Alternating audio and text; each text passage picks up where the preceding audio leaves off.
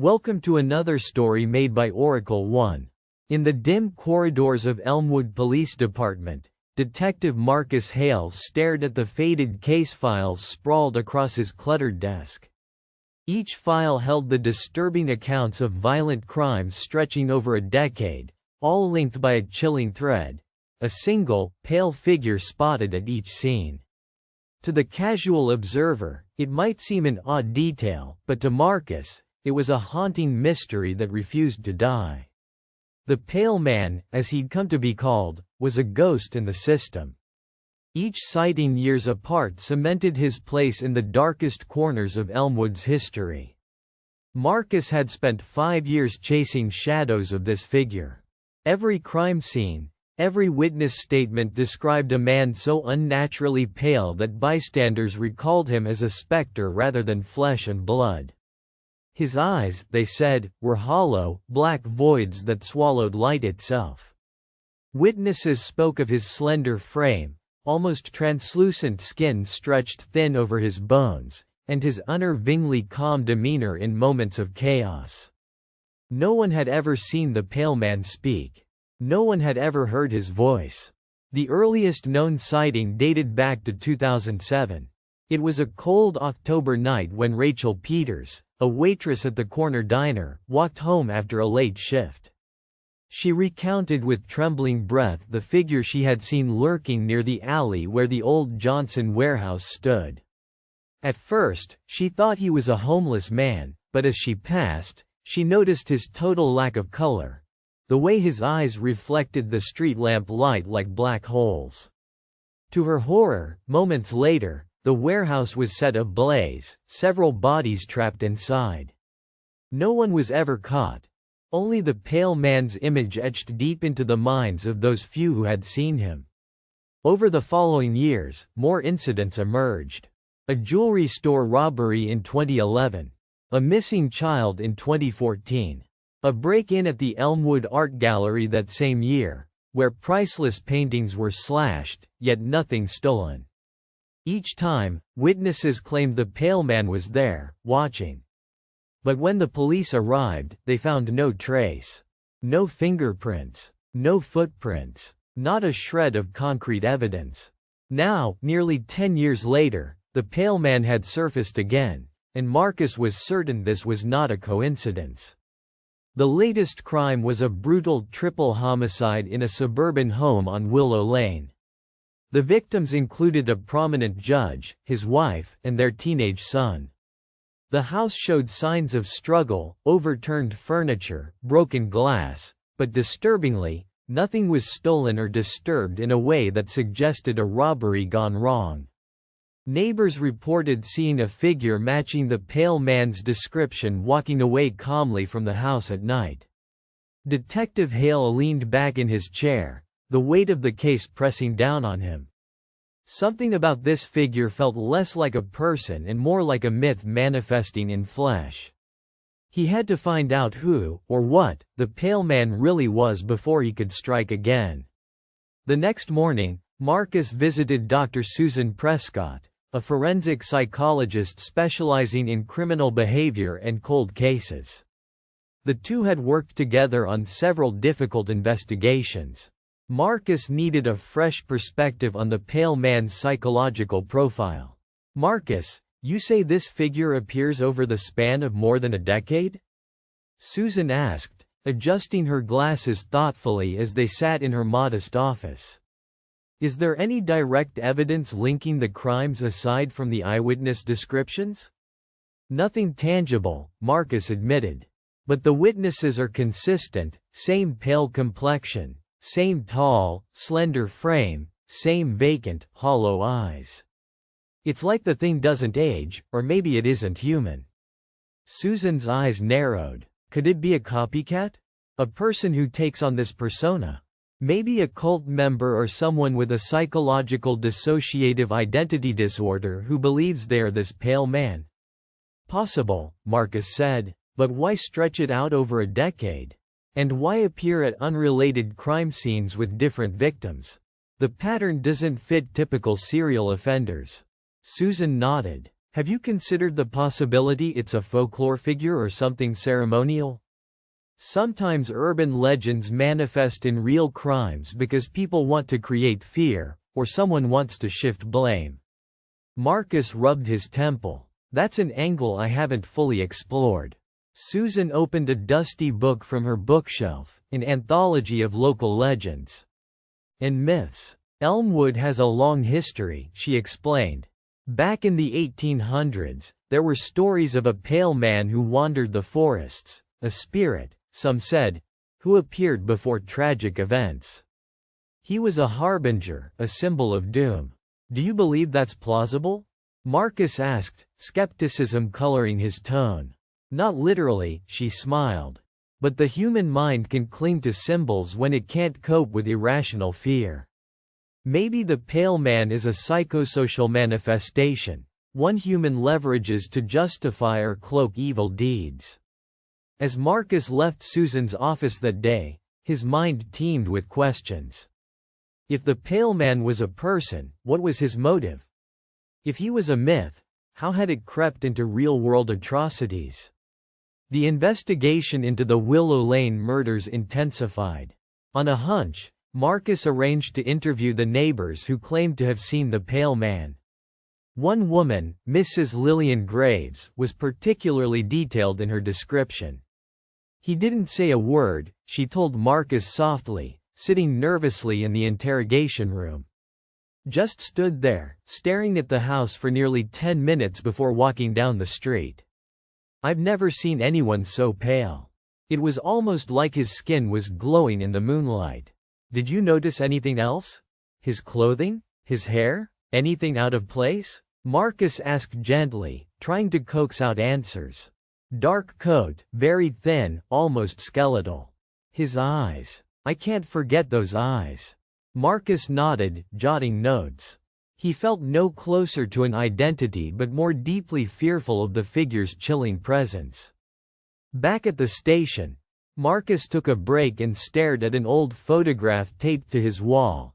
A picture of an Elmwood man named Harold Winter, arrested in 1907 for several suspected murders around the town. Harold was described as unnervingly pale, with piercing eyes and a stoic demeanor. He had disappeared mysteriously from prison records after a decade, never to be seen again. An urban legend suggested Harold the Pale Man had never truly died. Marcus could not shake the unsettling connection between the town's darkest past and the recurring spectral figure haunting it. His research into old newspapers revealed a pattern of unsolved crimes every 10 years that strangely mirrored the present-day attacks. Intrigued and increasingly disturbed, Marcus decided to visit Harold's last known residence, a decaying Victorian home at the edge of Elmwood's forest. The house stood abandoned, its windows like empty eyes staring into the overgrown yard. As Marcus stepped cautiously inside, the air thick with dust and silence, he noticed strange symbols scratched into the walls, faint, almost invisible to the untrained eye. Some resembled ancient runes, while others were crudely drawn figures with pale humanoid shapes. There was a diary resting on a rotting table, its pages yellowed with age. He opened it and found Harold Winter's neat handwriting, chronicling a descent into obsession. Harold wrote of feeling haunted by a blind hunger, and chasing a pale shadow that whispered secrets in the night. He believed himself chosen by a dark entity, an eternal witness to human suffering. Harold's words ended abruptly, as if something had silenced him. Marcus felt a cold shiver run down his spine. Could this be the origin of the Pale Man? A man twisted by madness into an immortal symbol of despair? That night, the Willow Lane crime scene had not gone cold. Forensic teams discovered faint traces of fingerprint patterns unlike any known individual. They were fragile, almost impressionistic, only visible under ultraviolet light. No match was found in any database. Moreover, surveillance footage from a nearby business revealed a fleeting figure in the distance matching the Pale Man's frame, but the face was blurred beyond recognition.